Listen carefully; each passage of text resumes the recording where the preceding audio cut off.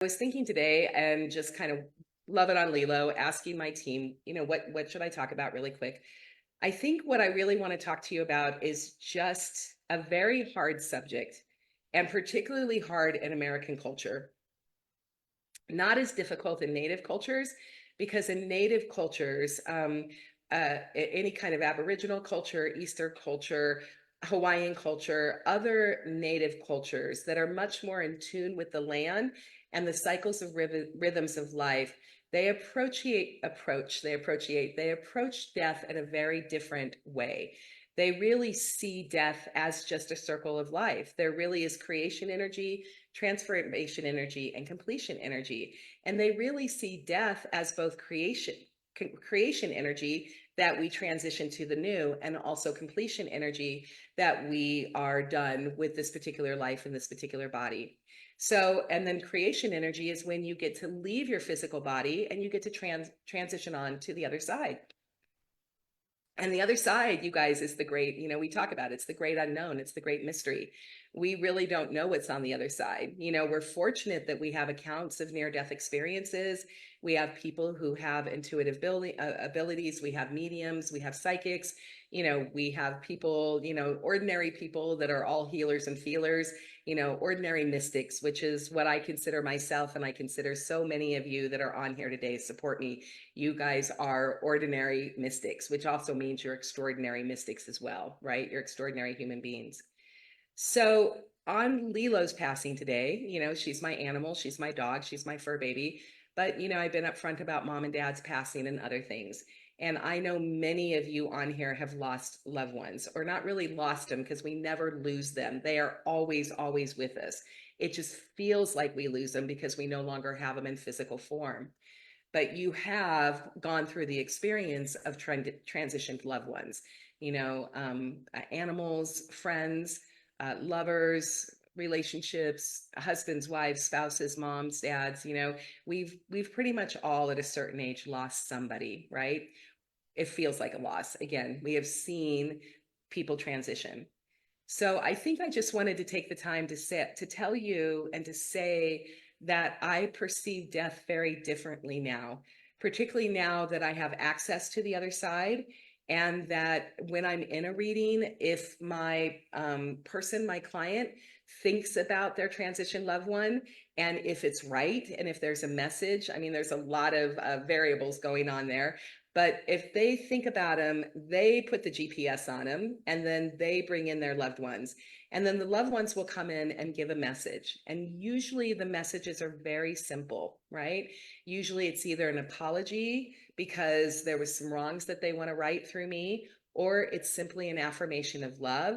Or sometimes it's evidence that says, I was there with you during, your daughter's wedding. I saw you in the corner, cry while the cake was being cut, or whatever. So they will give evidence procedure that, through me, using me as a guide and a channel, that they were there during these very special events. And so I know, for me, my belief beyond a shadow of a doubt, that there is a veil. There's a veil between this world and the other worlds. There's a veil between our realm and the other realms. And I truly believe that death is just the transition where the body leaves. It's no longer necessary. It's no longer needed. It's worn out. It's done the things that it needs to do.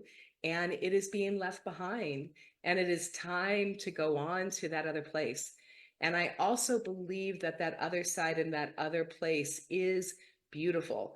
I believe that it is what we make of it. I do believe that it is a great experience. And I also believe a lot of that is what's been shown to me is that life continues on, that people that were brilliant engineers on this in their lifetime that they have, they still love their work and they want to continue their work. So they will go on the other side and they will continue to work on the other side to engineer and solve problems. And they will work with people on this side with the intuition. They'll whisper in their ear, they'll be there with them, their guides will be there. They will give them brilliant new ideas on how to solve the world. I truly believe that every single person who has won a Nobel Peace Prize at some point in their life has had a transitioned, brilliant person on the other side helping them to do those discoveries, because I truly believe that we all have a team of ancestors and spirit guides and angels that are at our, are with us. So I guess that's just what I wanted to share to you. I just wanted to share with you that I'm okay. The hardest one is going to be my daughter. So she's 15, Lilo's 15. They grew up together, and this is really her dog and her love. So that's really the hardest part. My husband Greg is at peace with it. I really am at peace with it. And I know that this is just simply a transition. Okay. So I asked Spirit today, what can I give my community? What can I give my people that I can give me that we might find helpful? Okay. So there's a little book I love. It's called The Laughing Buddha, and it is by Sask, I can't say the name, Saskshi Chitana. Okay. Saski Chitana. And it's this beautiful little book, and it's called The Alchemy of Euphoric Living. Now, she is a longtime Buddhist, and she really knows the Buddhist principles and the Buddhist philosophies. And she also wrote this book for the layman, for the people who have not studied Buddhism and yet would like to take some of the wisdom of Buddhism and really bring it into their world and their awareness and their knowledge, right? So when I opened the book today, I got to this page. I asked, please, Spirit, let me lead the way. And I'm going to read you the page. Okay. Now, you guys have to tell you that all of these marks in here, I bought this used. I bought this at Thrift Books because I love them. And somebody went in and highlighted everything. So it's not my highlights. Okay. But I do want to read you the page that came up. It was page 30. And it says, I'm just going to read it. It says, according to the Buddha, our self-awareness begins with the awareness of our body, its postures, and the ordinary sensations it produces. Following his teachings, we learn to bring our attention back and forth through the body, from head to feet, feet to head, all the while remaining in a state of equanimity.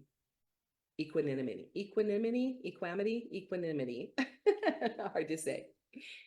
We learn to simply observe and experience things for what they are, without trying to change anything, without trying to repress the unpleasant sensations, and without craving for the pleasant sensations. The Buddha taught that sensations in the body are doorways to the deeper layers of our mind. Energy follows attention. I always say intention and attention. Energy follows attention. So as we bring our awareness into our body, its energy pattern and resonance begins to change. Over time, we discover that what we have previously experienced as gross matter is teeming with subatomic currents of light. You guys, let me read that. That one, it's so funny. The person who had this book did not highlight this sentence, and this would have been the sentence I would have highlighted. So let me read it again.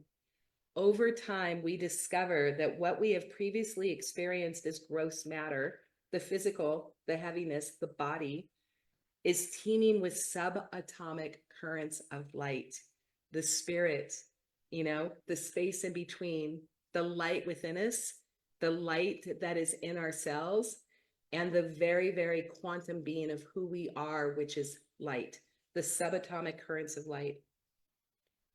In the next level, we learn to become mindful of our thoughts and emotions right in the midst of our everyday life. We learn to observe things objectively without being entangled by judgment or labeling. This process of self-awareness is also called the art of witnessing. Witnessing is the way of the seers, the way of the Buddhas. I'm going to say that one again. Witnessing is the way of the seers, the way of the Buddhas. When you are able to watch yourself, you will be able to know yourself.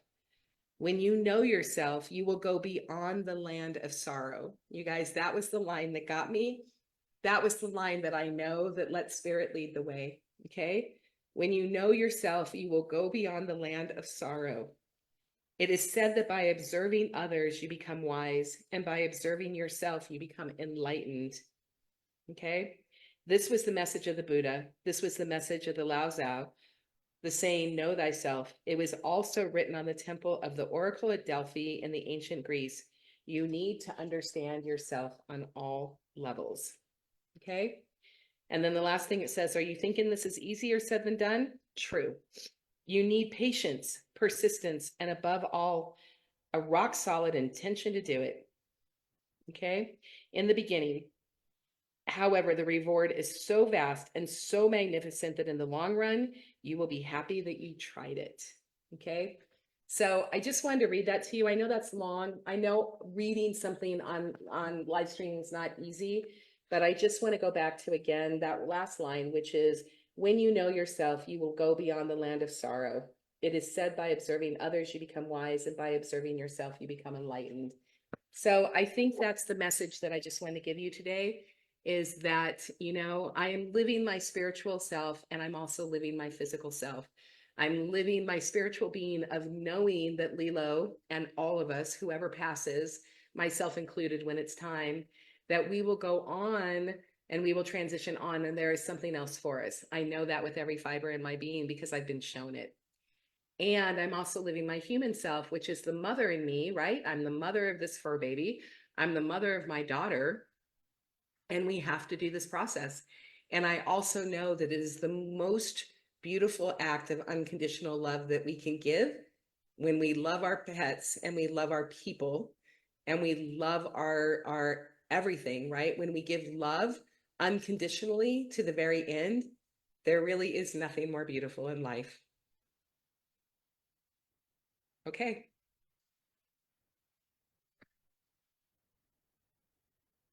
I'm going to take 3 deep breaths. Would you guys like to take 3 deep breaths with me? It would be really helpful for you guys to give 3 deep breaths with me. Ready?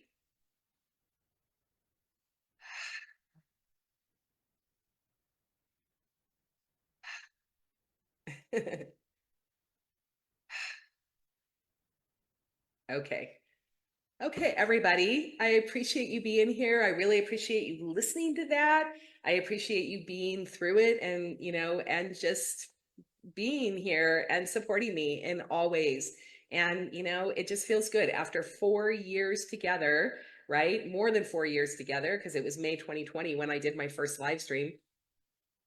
4 years together, we are a community. And I know beyond the shadow of a doubt that you support me and I support you, and that there is a purpose to these Magic Mondays. And for what purpose? The purpose is for us. The purpose is us for have community and for us to just live, right? Just to live and to just have some inspiring moments, even when they're tough, because life is not all rainbows and unicorns, right? Life is also challenges. Life is also learnings and lessons. And remember what I say, if you're going to be a human who is here for the fullest, if you are going to live this life to the best of your ability, you've got to be here for the highs, you got to be here for the lows and everything in between. We are here to have the full spectrum of humanity.